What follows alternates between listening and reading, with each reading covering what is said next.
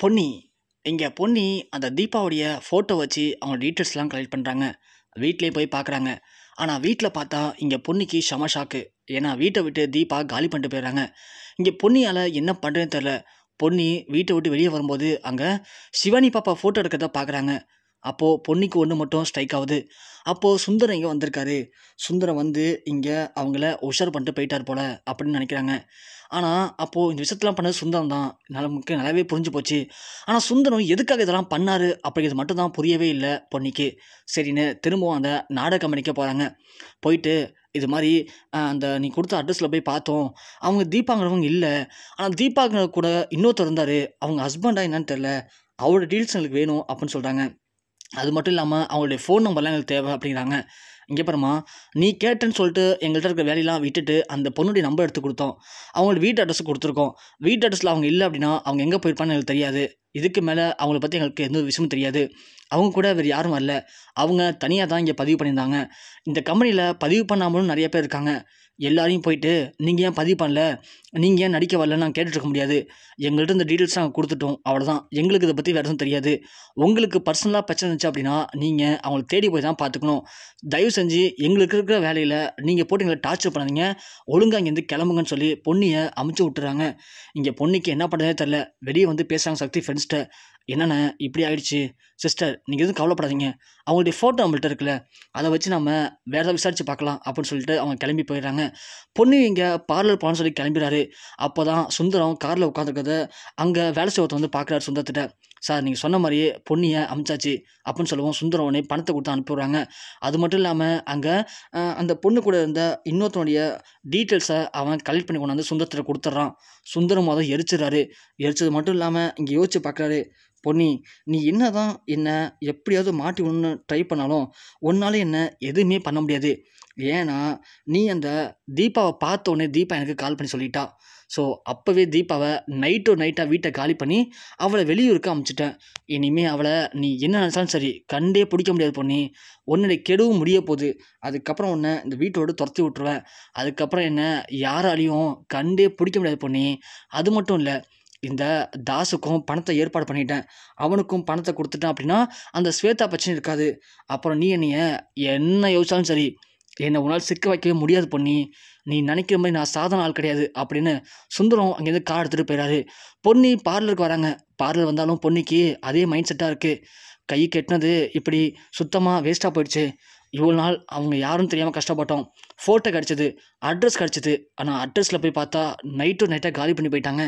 அந்த வீட்டுக்கு வெளியில் சிவானி பாப்பா ஃபோட்டோ இருக்குது. அப்போது இது எல்லாமே பண்ணுறது சுந்தரானந்த் தான், நல்லாவே தெரியுது. ஆனால் அவர் எதுக்காக இதை பண்ணுறாரு, ஏன் நம்மளை சிக்க வைக்கிறாரு, அது மட்டும் கண்டுபிடிக்கவே முடியலையே. நாம் இதை போய் வீட்டில் சொன்னால் யாருமே நம்ப மாட்டாங்க. அவங்களுக்கு எல்லாத்துக்குமே கோர்ட்டு மாதிரி ஆதாரம் வேணும். ஆதாரத்தை நாம் எங்கே போய் திரட்டுறது, இவங்களை எப்படி பிடிக்கிறது, ஒன்றுமே புரியலையே. ஆண்டவா, ஏன் இப்படி நம்ம மட்டும் சோதிச்சுட்டே இருக்க, எனக்கு மட்டும் இவ்வளோ கஷ்டத்தை கொடுக்குறே தவிர ஆனால் வழியை மட்டும் காட்டவே மாட்டேறியே. அப்படி நான் என்ன பாவம் பண்ணேன்? எங்கள் அம்மா மாதிரி நான் இந்த இல்லற வாழ்க்கைக்கு ஆசைப்பட்டது தப்பா?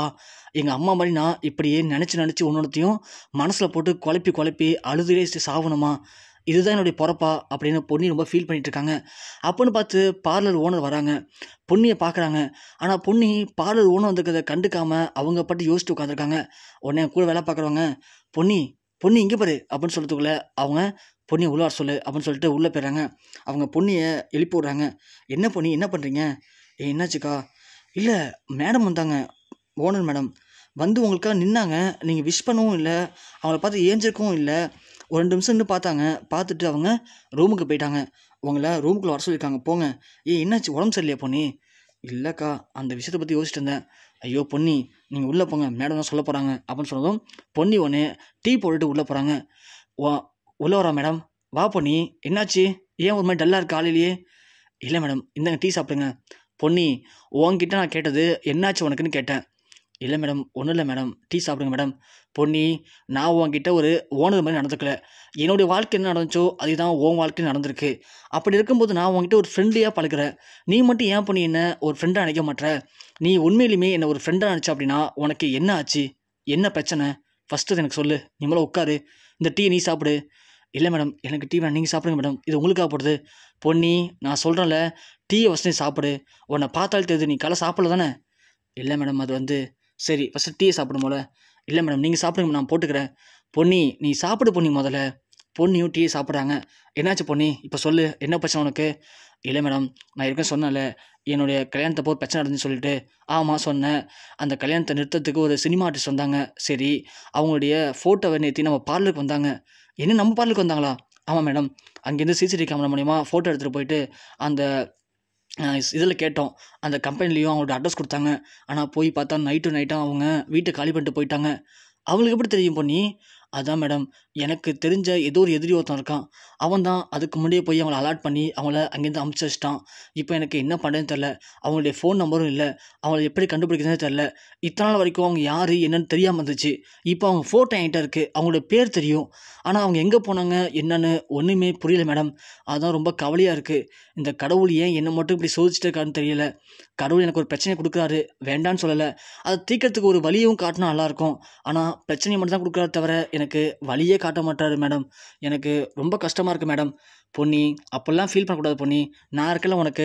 அவங்களுடைய ஃபோட்டோ காட்டு அப்படின்னு சொல்லவும் பொன்னி இந்த ஃபோட்டோ காட்டுறாங்க. இவங்க பேர் என்ன? தீபா. அப்படியா சரி ஒரே நிமிஷம் இரு பொன்னி. மேடம் என்ன பண்ண போகிறீங்க மேடம்? இரு பொன்னி. எனக்கு தெரிஞ்சு இங்கே தமிழ்நாடு ஃபுல்லாக இந்த பார்லர் வச்சுருக்க ஃப்ரான்ச்சைஸில் எல்லாருமே எனக்கு தெரியும். எல்லாருக்கும் ஒரு குரூப் இருக்குது. அந்த குரூப்பில் கண்டிப்பாக சினிமா ஆர்டிஸ்ட்னால் அவங்க மேக்கப் போகாமல் இருக்க மாட்டாங்க. எப்படியும் பார்லருக்கு போவாங்க. புரியுதா?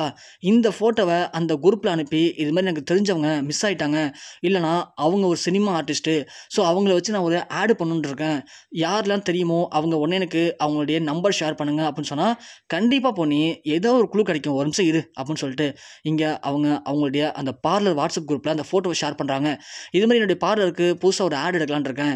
இவங்க பேர் தீபா. இவங்க ஒரு சினிமா ஆர்டிஸ்ட்டு. ஆனால் இவங்களுடைய பேர் தானே தெரியும். இவங்களோட டீட்டெயில்ஸ் தெரியாது. நம்ம பார்லரில் இவங்களை பற்றி தெரிஞ்சவங்க யாராவது இருந்தால் எனக்கு உடனே இன்டிமேட் பண்ணுங்கள் அப்படின்னு இங்கே ஓனர் மேடமும் மெசேஜ் அனுப்பிச்சி விட்றாங்க. அதுக்கப்புறம் பொன்னிட்டு சொல்கிறாங்க. பொன்னி நான் அனுப்பிச்சிருக்கேன். கண்டிப்பாக ஏதாவது ஒரு பாசிபிளான ஆன்சர் கிடைக்கும். அது வரைக்கும் நீ மனசை திடப்படுத்திக்கிட்டு மனசு உடஞ்சிடாமல் போய் வேலையை பாரு. புரியுதா? உனக்கு மனசு கஷ்டமாக இருந்தால் நீ வீட்டுக்கு போ. நாளைக்கு வா. ஒரு பிரச்சனை இல்லைன்னு சொல்லவும் இல்லை மேடம் பரவாயில்ல மேடம் நான் போய் வேலையை பார்க்குறேன் அப்படின்னு சொல்லிட்டு பொன்னி வேலையை பார்க்க போயிடுறாங்க. இங்கே பொன்னி வேலைலாம் முடிச்சுட்டு வீட்டுக்கும் போயிடுறாங்க. வீட்டுக்கு போனதும் இங்கே சுந்தரம் செம்ம ஹாப்பியாக இருக்காரு. பொன்னியை பார்க்குறாரு. என்னடி என்னையா கண்டுபிடிக்க போகிற? நீ தலைகீழ் இருந்தாலும் சரி கண்டிப்பாக ஒன்றால் என்னை கண்டுபிடிக்க முடியாது. அதுக்கான எல்லா ஏற்பாடும் நான் பண்ணிட்டேன் அப்படின்னு சுந்தரம் ரொம்ப கெத்தாக இருக்காரு. அடுத்த நாள் காலையில் பொன்னிக்கு இங்கே ஓனர் மேடத்துலேருந்து கால் வருது. பொன்னி உங்கள் வீட்டு வெளியே நிற்கிறேன் வெளில வா அப்படின்னு சொல்ல, மேடம் ஏன் மேடம் நானே வந்துடுவேன் மேடம் பார்லருக்கு. பொன்னி ஒரு பிரச்சனையும் இல்லை. நீ ட்ரெஸ் மாற்றிட்டு நான் வெளில நிற்கிறேன் வெளில வா அப்படின்னு சொல்ல, இங்கே பொன்னி ட்ரெஸ்ஸை மாற்றிட்டு அவசரமாக வெளில போகிறாங்க. மேடம் என்னாச்சு மேடம்? பொன்னி நான் உன்கிட்ட சொல்ல போகிறேன். நேற்று நான் ஒரு ஃபோட்டோ கொடுத்தல என்கிட்ட. அதோட நான் குரூப்பை ஷேர் பண்ணனே. அதுலேருந்து மெசேஜ் அமைச்சிருக்காங்க. இது மாதிரி அவங்க பக்கத்தில் ஒரு ஊரில் தான் இருக்காங்களாம். நேற்று நைட்டு தான் அவங்க இந்த பார்லர் போயிருக்காங்க. அதை பார்த்த பொண்ணு இப்போது அவங்களுடைய கான்டாக்ட் நம்பர் அமைச்சிருக்கா. இரு நான் பேசுகிறேன் அப்படின்னு சொல்லி இங்கே இந்த பார்லர் மேடம் கால் பண்ணுறாங்க. ஹலோ சினிமா ஆர்டிஸ்ட் தீபாவா? ஆமாம் சொல்லுங்கள் நீங்கள். நான் இது மாதிரி ஒரு பார்லர் வச்சுருக்கேன். எனக்கு ஒரு ஆடு பண்ணணும். ஸோ அதுக்காக தான் உங்களுக்கு கால் பண்ணேன். கொஞ்சம் நடிச்சு தர முடியுமா வந்து அப்படின்னு சொல்ல, கண்டிப்பாக மேடம் எங்கே வரணும்னு சொல்லுங்கள் அப்படின்னு சொல்கிறாங்க. இல்லைப்பா நீ எங்கே இருக்குன்னு சொல்லி நானே நேரில் வரேன் அப்படின்னு சொல்லவும் அவங்க தன்னுடைய அட்ரஸ் அனுப்புகிறாங்க. சரிப்பா நான் அங்கே வெயிட் பண்ணுறேன் அப்படின்னு சொல்லிட்டு இங்கே பார்லர் மேடம் பொன்னி அடிச்சு நேராக அங்கே போகிறாங்க. போவும் அந்த சினிமா ஆர்டிஸ்ட்டு வராங்க. உடனே பொன்னி நீ பேக் சைடில் உட்காந்துக்கோ அப்படின்னு சொல்லிட்டு பொன்னியை பேக் சைடில் உட்கார வச்சுறாங்க. அவங்க வந்த உடனே காரை நிப்பாட்டி ஃப்ரண்ட்டில் உட்கார வைக்கிறாங்க. உள்ளே வந்தோடனே உங்கள் பேர் தீபாவா? சரி ஓகே எனக்கு ஒரு ஆட் பண்ண முடியுமா அப்படின்னு கேட்குறாங்க. கண்டிப்பாக பண்ணித்தரேன் மேடம். நான் சினிமா ஆர்டிஸ்ட் தான். நிறைய நாடகம் நடிச்சிருக்கேன். கண்டிப்பாக பண்ணித்தரேன். என்ன மாதிரி ஆட் நடிக்கணும்னு சொல்லுங்கள் அப்படின்னு சொல்ல, பொன்னி என்ன ஆட் நடிக்க சொல்லலாம் அப்படின்னு சொல்லவும், பொன்னியா அப்படின்னு சொல்லி சைடில் பார்க்குறாங்க. பார்த்தா பொன்னி உட்காந்துக்கிறத பார்த்ததும் அவங்க ஓட ட்ரை பண்ணுறாங்க. அதுக்குள்ளே நம்ம பார்லர் மேடம் டக்குன்னு டோரை லாக் பண்ணிடுறாங்க. இவங்களால இப்போ ஓட முடியல. உடனே சொல்கிறாங்க, இங்கே பாரு ஒன்றால் பொண்ணியோட வாழ்க்கை கெட்டு போயிருக்கு. உண்மையை சொல்லு. உன்னை யார் அமிச்சா? எதுக்கு அமிச்சாங்க? ஏன் அன்னைக்கு அப்படி வீட்டில் இருந்த எல்லா பிரச்சனையும் காரணம் பொன்னி தான் சொன்னீங்க அப்படிங்கிற உண்மை எல்லாத்தையும் இப்போ சொல்லிடுற. சொல்கிறது மட்டும் இல்லாமல் எதுக்காக நேத்தி அங்கேருந்து வீட்டை காலி பண்ணி இங்கே வந்த? ஏன் பொண்ணியை பார்த்தா பயந்து ஓடுற? இதுக்கெல்லாம் பின்னாடி இருக்கிறது யார்? நீ மட்டும் இப்போ உண்மையை சொல்லு அப்படின்னா நான் உன்னை அப்படியே எனக்கு தெரிஞ்ச போலீஸ் ஸ்டேஷன் இங்கே இருக்குது. நேராக அங்கே அழைச்சி போய் விட்டுருவேன். அப்புறம் அவங்க சைடில் விசாரித்தாங்க அப்படின்னா உன்னால் தப்பிக்க முடியாது பார்த்துக்கோ. நீ வேறு ஒரு சினிமா ஆர்டிஸ்ட். நாளைக்கே எல்லா பேப்பர்லையும் வந்துடும். நீ அப்புறம் இந்த கேஸ்லேருந்து வெளில வந்தாலும் உன்னால் எங்கேயுமே போய் எதையுமே நடிக்க முடியாது. உண்மையை ஒத்துக்கிட்டனா உனக்கு நல்லது சொல்லுடி அப்படின்னு இங்கே பார்லர் மேடம் சொல்ல, இல்லை மேடம் அது வந்துன்னு சொல்கிறாங்க. உடனே பார்லர் மேடம் பழின்னு ஒன்று வைக்கிறாங்க. சொல்கிறியா இல்லையா போ அப்படின்னு சொல்லவும் அவங்க எல்லா உடனே சொல்கிறாங்க, இது மாதிரி உங்கள் வீட்டில் இருக்காரு சுந்தரம், ஸோ அவர் தான் பணத்தை கொடுத்து இப்படிலாம் பண்ண சொன்னார். மற்றபடி எங்களுக்கும் இதுக்கும் சம்மந்தம் கிடையாது. இவங்க எங்களுக்கு யாருன்னே தெரியாது. பணத்துக்கு ஆசைப்பட்டு தான் இதெல்லாம் பண்ணோம். நாங்கள் நார்மலாகவே சினிமா ஆர்டிஸ்ட் தான். பணம் கொடுத்தா நாங்கள் நடிப்போம் அவ்வளோதான். அவர் எங்களுக்கு கிட்டத்தட்ட 5 லட்சம் மேலே பணம் கொடுத்தாரு. பணம் கொடுத்து அந்த கல்யாணத்தை நிப்பாட்ட சொன்னார். அப்போதைக்கு இதெல்லாம் காரணம் பொன்னிதான் சொல்ல சொன்னார். மற்றபடி எங்களுக்கு இது சம்மந்தமே இல்லை அப்படின்னு சொல்லவும் உடனே பொன்னி சொல்கிறாங்க, மேடம் இவங்க அழைச்சிட்டு வீட்டுக்கு போகலாம் மேடம். வீட்டில் வந்து இவங்க எல்லாத்தையும் சொல்ல சொல்லுங்கள் மேடம் அப்படின்னு சொல்ல, இங்கே பாரு நீ இப்போ சொன்ன எல்லாத்தையும் வந்து வீட்டில் சொல்கிற, சொன்னா உன்னை விட்டுருவோம், இல்லைனா இப்பயே போலீஸ் கால் பண்ணி உன்னை பிடிச்சி கொடுத்துருவேன் அப்படின்னு பார்லர் மேடம் மிரட்டுறாங்க. உடனே தீபாவும் சரிங்க மேடம் நான் வந்து கண்டிப்பாக சொல்கிறேன்னு சொல்லிட்டு அந்த தீபா வந்து வீட்டில் இருக்க எல்லாத்தையும் போட்டு உண்மையை உடைக்கிறாங்க. இது மாதிரி இந்த கல்யாணத்தில் நின்று போன பிரச்சனைக்கும் பொண்ணுக்கும் எனக்கு சம்மந்தமும் கிடையாது. எங்களை இப்போலாம் நடிக்க சொன்னது சுந்தரம் தான் எங்களுக்கு பணம் கொடுத்தாரு அப்படின்னு சொல்கிறாங்க. சுந்தரம் உடனே இதெல்லாம் சுத்த போய் பொண்ணு வேணும்னே பிளான் பண்ணி இப்படிலாம் பண்ணுறா, என்னால் ஏற்றுக்க முடியாது அப்படின்னு சொல்கிறாங்க. உடனே தீபா சொல்கிறாங்க, இல்லை மேடம் இவங்க நான் சொல்கிறதெல்லாம் உண்மை தான். சுந்தரம் சார் வந்து எனக்கு அடிக்கடி பணம்லாம் அமிச்சார், இதுக்காக தான் அமிச்சார். அதுக்கான ஆன்லைன் டிரான்சாக்ஷன் ஹிஸ்ட்ரி வேணால் காட்டுறேன் அப்படின்னு சொல்லிட்டு தீபா தன்னுடைய மொபைலுக்கு சுந்தரம் அமிச்ச பணத்தோடைய ஹிஸ்ட்ரிலாம் எடுத்து காட்டுறாங்க. அதெல்லாம் பார்த்தோன்னே வீட்டில் இருக்க எல்லாருமே ஷாக் ஆகுறாங்க. அப்போது இத்தனை நாள் பொண்ணு சொன்னதெல்லாம் உண்மை தான், இந்த தீபா சொல்கிறதும் உண்மை தான், எல்லாத்துக்கும் காரணம் சுந்தரம் தான் இப்படிலாம் பண்ணியிருக்காரு. ஆனால் சுந்தரம் எதுக்காக இப்படி பண்ணார், ஏன் பண்ணாருன்னு தெரியலையே அப்படின்னு இங்கே ஜெயா, பவானி, சந்திரசேகர் எல்லாருமே பயங்கரமாக கொந்தளிக்கிறாங்க. சுந்தரத்தால் இங்கே எதுவுமே பேசவே முடியல. நல்லாவே முழுசாக மாட்டிக்கிட்டோம். இப்போ என்ன பண்ண போகிறோம், எப்படி தப்பிக்க போகிறோம்னு தெரியாமல் சுந்தரம் திக்கு முக்கு நிற்கிறாரு.